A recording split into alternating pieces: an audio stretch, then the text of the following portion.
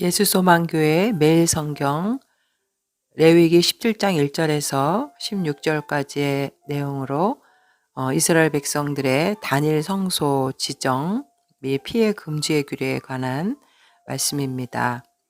레위기 17장은 1장에서부터 17장까지 공동체 예배의 규례에 대해서 다루는 내용으로서 이제 18장서부터는 개인의 삶의 규례를 다루는 내용으로 이 17장이 연결고리 역할을 하는데, 이 17장은 주로 제사장의 관점에서 본 제사와 정결 예식 등 주로 종교 의식에 관련된 율법을 말씀드리고 있습니다. 1절에서부터 9절까지의 말씀은 이스라엘 백성들이 하나님께 드릴 짐승을 잡을 때 지켜야 될 그 규례에 관한 내용으로, 하나님께 드리는 그 희생 제사를 위한 짐승이든 또 식용으로 먹을 짐승이든 반드시 회막문 앞에서 잡고 그곳에서 모든 제사를 드리도록 명령하셨습니다.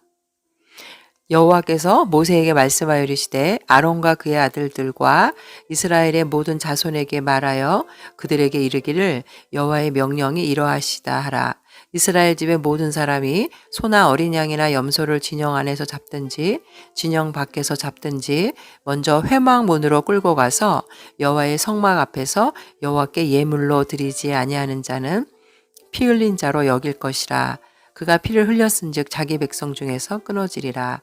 그런즉 이스라엘 자손이 들에서 잡던 그들의 제물을 회막문 여호와께로 끌고 가서 제사장에게 주어 화목제로 여호와께 드려야 할 것이요, 제사장은 그 피를 회막문 여호와의 제단에 뿌리고 그 기름을 불살라 여호와께 향기로운 냄새가 되게 할 것이라. 그들은 전에 음란하게 섬기던 숫 염소에게 다시 제사하지 말 것이니라.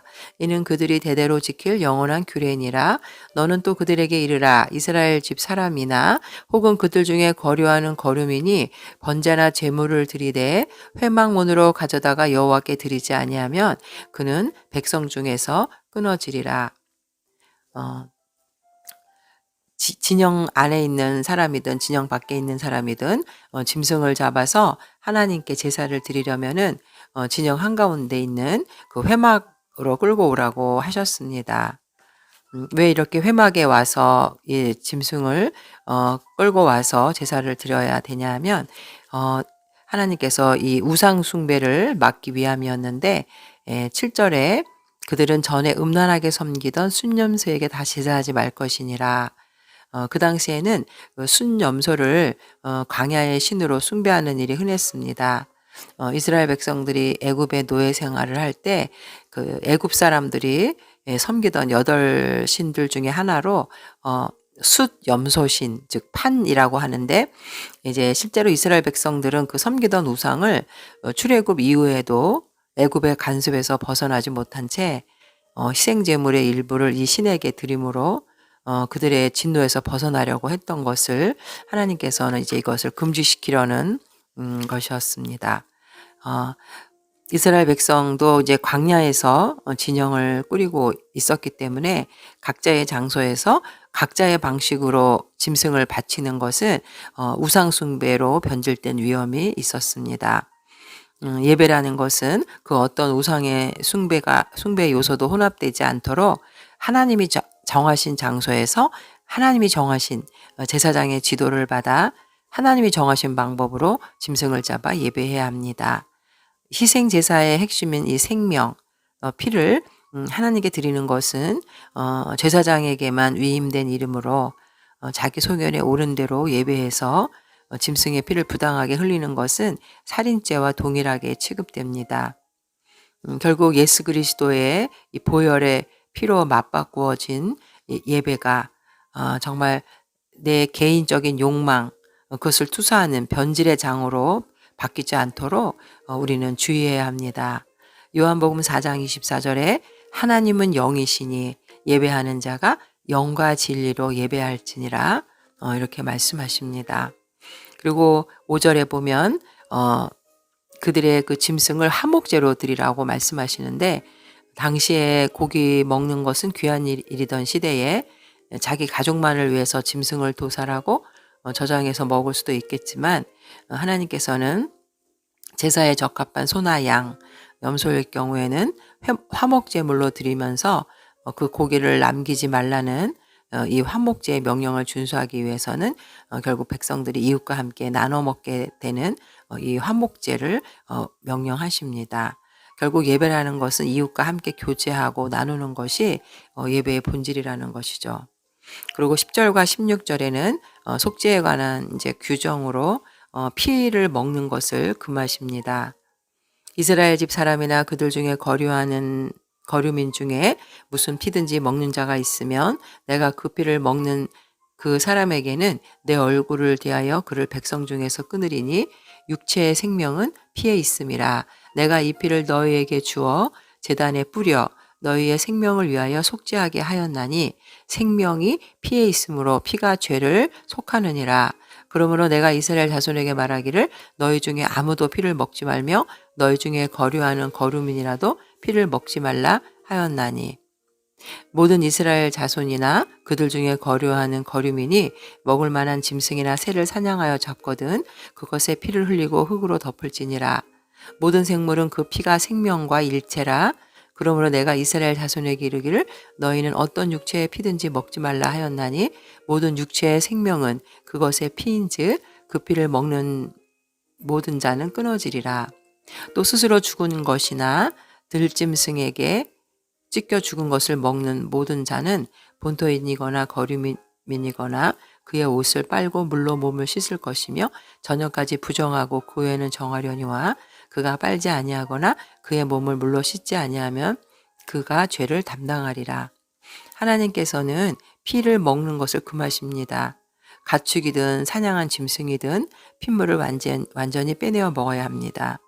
왜냐하면 피는 생명의 원동력이고 피를 흘리면 이것은 죽음으로 이어지기 때문에 하나님은 피를 생명으로 간주하십니다. 생명을 창조하신 이 하나님, 이 모든 생명은 바로 하나님의 것이기 때문에 피 역시 하나님의 것이고 인간은 짐승의 고기를 먹더라도 그 생명을 존중해서 피를 하나님의 땅에 돌려드려야 합니다. 무엇보다 이 짐승의 피는 예배자의 생명을 대신하여 드려지고 그 생명을 대가로 우리의 용서가 이루어지는 것이므로 속죄 제사에 특별하게 사용되는 피를 가볍게 대하는 행위를 금하신 것입니다. 그러므로 꼭 필요한 경우가 아니라면 동물의 피를 흘리게 해서는 안 되고 사람의 어떤 경우에도 어떤 이유로도 조금 더 피가 나게 해서는 안 됩니다. 결국 피가 죄를 속하는 것이기 때문에 하나님께서는 창세 전부터 그의 독생자의 피로 그의 백성을 구속하기로 작정하셨던 것입니다. 베드로전서 1장 19절과 20절에 보면 오직 흠없고 점없는 어린 양 같은 그리스도의 보배로운 피로 된 것이니라. 그는 창세 전부터 미리 알림 받으시니이나 이 말세에 너희를 위하여 나타내신 바 되었으니. 하나님께서는 이러한 뜻을 우리에게 가르쳐 주기 위해서 인류 역사 초기에서부터 피를 신성하게 하여 먹지 못하게 하신 것입니다. 결국 이 피는 하나님의 이 세상을 창조하시고 생명이 하나님의 것이라는 것이기 때문에 그것을 함부로 한다는 것은 결국 하나님의 그 창조의 질서를 짓밟는 것이고 하나님께 대하여 죄를 짓는 것입니다. 그리고 이 피는 우리의 죄를 속하는 예수님의 십자가의 보혈의 피를 상징하는 것이기 때문에 속죄를 상징하는 것이기 때문에 우리는 이 피에 대해서 하나님의 말씀을 순종하고 생명을 귀하게 여기는 자가 되어야겠습니다. 우리 죄인들인 우리 역시 영원한 지옥의 형벌로 멸망당할 존재들이었지만 예수님의 그 피의 공로로 말미암아 새 생명을 얻었습니다. 새 생명을 얻은 우리는 주님이 주신 이 생명, 영원한 생명을 감사하면서 이 속죄의 피를 늘 묵상하고 하나님 말씀에 순종하면서 살아가는 복된 백성들 되시기를 주님의 이름으로 축복합니다. 사랑의 하나님, 하나님께서는 이렇게 말씀으로 우리에게 이 피의 중요성과 속죄의 의미, 이 생명이 하나님의 것이므로 우리가 생명을 소중히 여겨야 한다는 것을 말씀해 주셨습니다. 오늘날 사람의 생명이 귀하게 여기지 않고 정말 너무나 사람의 생명이 소홀하게 되는 이런 많은 일들이 일어나고 있는데, 하나님 말씀에 우리가 순종해서 생명을 귀하게 여기고 인간을 존엄하게 생각하는 그런 자들 되게 하여 주시옵소서. 예수님의 이름으로 기도합니다. 아멘.